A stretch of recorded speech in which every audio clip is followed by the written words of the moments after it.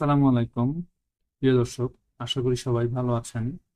আজকের এই ভিডিওতে আমরা জানবো আয়কর রিটার্ন তৈরিতে যে 10টি সাধারণ ভুল আমরা করে থাকি। এই ভুলগুলোর কারণে অনেক সময় অনেক জটিলতার সৃষ্টি হয়। তো আসুন আজকে আমরা এই ভিডিওতে জানবো কোন কোন ভুলগুলো রিটার্নে করা যাবে। এক নম্বরে রয়েছে স্থাবর সম্পত্তির তথ্য অসম্পূর্ণ দেওয়া। ফ্ল্যাট, জমি বা অন্য স্থাবর সম্পত্তির সঠিক তথ্য উল্লেখ না করা। অর্থাৎ আমরা রিটার্নে যদি স্থাবর সম্পত্তির তথ্য অসম্পূর্ণ রাখি এবং ফ্ল্যাট, জমি বা অন্যান্য যে সম্পদ আছে আমাদের, এগুলো যদি আমরা সঠিকভাবে না দিই, এতে করে আপনার রিটার্নটি অডিটে পড়তে পারে এবং নানান ঝামেলার সৃষ্টি হবে। 2 নম্বরে রয়েছে কর রেয়াতযোগ্য বিনিয়োগের ভুল হিসাব।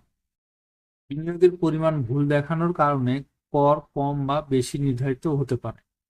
অর্থাৎ আমরা যে রেয়াত নেই, রিবেট নেই, এক্ষেত্রে আমরা যদি ভুল হিসাব করি, বিশেষ করে আহ সঞ্চয়পত্র যে আমরা বিনিয়োগ করলাম এটা যদি আমরা সঠিকভাবে না বসাই, তারপরে আছে প্রভিডেন্ট ফান্ডের টাকার হিসাব যদি আমরা সঠিকভাবে না বসাই, তাহলে এখানে কর রেয়াতের পরিমাণের একটি ভুল হইতে পারে এবং এখানে এই কারণে ট্যাক্স এবং বেশি আসতে পারে অথবা কম আসতে পারে। এই জন্য এই বিষয়ের প্রতি খেয়াল রাখতে হবে রিটার্ন করার সময়। 3 নম্বরে রয়েছে আয়ের তুলনায় অস্বাভাবিক ব্যয় দেখানো। আয় ও ব্যয়ের মধ্যে অসামঞ্জস্য থাকলে কর কর্তৃপক্ষের প্রশ্নের মুখোমুখি হতে পারে। অর্থাৎ দেখা যাচ্ছে যে আপনার বাৎসরিক ইনকাম হয়েছে 10 লক্ষ টাকা, এখন আপনি ব্যয়টি দেখিয়ে ফেলতেছেন 12 লক্ষ টাকা বা 15 লক্ষ টাকা। এখানে সাধারণভাবে একটি প্রশ্ন আসতে পারে যে কারো যদি আয় 10 লক্ষ টাকা হয়, তাহলে সে ব্যয়টা 15 লক্ষ টাকা বা 12 লক্ষ টাকা কিভাবে করতেছে। তো এটি একটি অবশ্যই অসামঞ্জস্য এবং এরকম রিটার্ন দেখলে এনবিআর থেকে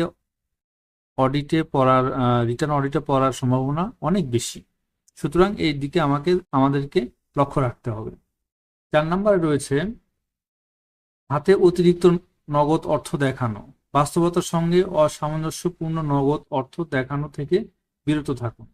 অর্থাৎ আমরা অনেক সময় হাতে নগদ দেখাচ্ছি, অনেক টাকা দেখাচ্ছি, 10 লক্ষ 20 লক্ষ টাকা হাতে নগদ দেখাচ্ছি। বাস্তবে কারো কাছে মানে খুব ধনী না হইলে বা মিডল ক্লাস বা হায়ার ফ্যামিলি হইলে সেক্ষেত্রে হয়তোবা তাদের কাছে 5-7-10 লক্ষ টাকা ক্যাশ থাকতে পারে, কিন্তু এমনও দেখা যায় এনবিআর থেকে এমনও রিটার্ন দেখেছে যেখানে 20 লক্ষ টাকা ক্যাশ আছে, যেটা কোনোভাবেই ওই করদাতার ক্যাশে থাকার কথা না। সুতরাং এই জিনিসগুলো আমাদেরকে আহ খেয়াল করতে হবে। 5 নম্বরে রয়েছে স্বর্ণালংকারের মূল্য বা পরিমাণ অতিরঞ্জিত করা। আপনার আয় ও সম্পদের সঙ্গে সামঞ্জস্যপূর্ণ তথ্য দিন। অর্থাৎ আমরা তো স্বর্ণালংকার মনে করি যে এখানে আমরা শুধু স্বর্ণালংকার বেশি দিয়ে রাখলেই আমার লাভ।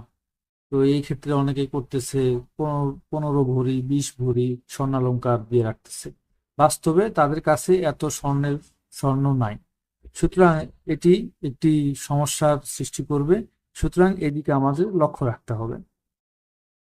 6 নম্বরে আছে ঋণ সঞ্চয় বা প্রদত্ত ঋণের তথ্য গোপন রাখা। সব ধরনের দায় ও পাওনার তথ্য রিটার্নে উল্লেখ করুন। অর্থাৎ আমরা অনেক সময় ব্যাংক থেকে ঋণ করে থাকি, অনেক সময় আমরা আত্মীয় স্বজন বন্ধু বান্ধব এখান থেকে ঋণ নিয়ে থাকি। এই ঋণগুলো আমরা রিটার্নে দেখাই না, মনে করি যে এটা কোনো বিষয় না। এনবিআর কিভাবে বুঝবে যে আমার 5 লক্ষ টাকা ঋণ আছে? এনবিআর তে বোঝার কোনো উপায় নাই। বিষয়টি হলো এনবিআর কিভাবে বুঝবে, এটা বোঝার অনেক কৌশল এনবিআর এর কাছে আছে বা সরকারের কাছে আছে। সুতরাং এই বিষয়গুলো গোপন রাখলে কোনো লাভ হবে না, বরঞ্চ পরবর্তীতে রিটার্ন ফাইলটি অডিটে পড়ার সম্ভাবনা বেড়ে যায়। পরটাতে আমরা যাই। 7 নম্বরে আছে উপহার বা অনুদানের তথ্য বাদ দেওয়া। বৈধভাবে প্রাপ্ত তথ্যের উৎস উল্লেখ না করলে ভবিষ্যতে প্রশ্ন উঠতে পারে। অর্থাৎ আমরা অনেক সময় উপহার অনুদানের তথ্য পাই, আমরা মনে করি যে এটা হয়তো বা দিতে হবে না, অনেকে মনে করে দিতে হবে না, অনেকে জেনেও দেয় না, কিন্তু এটি একটি সমস্যার সৃষ্টি করবে। রিটার্নের ক্ষেত্রে অডিটে পড়ার সম্ভাবনা বাড়বে। সুতরাং এই কাজগুলো করা যাবে না।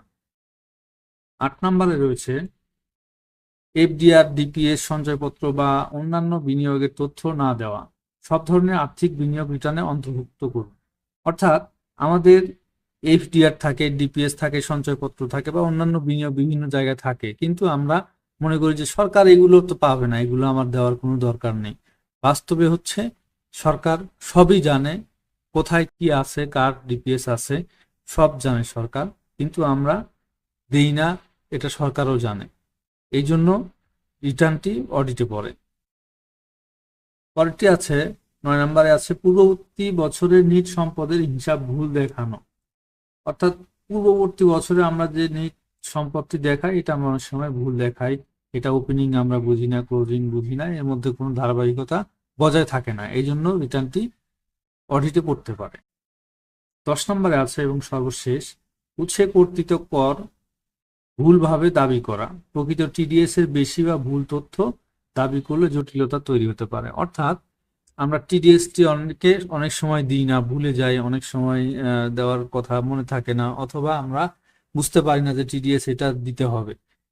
এই তথ্যগুলো আমরা না দেওয়াতে আমাদের রিটার্নগুলো অসম্পূর্ণ থেকে যায়।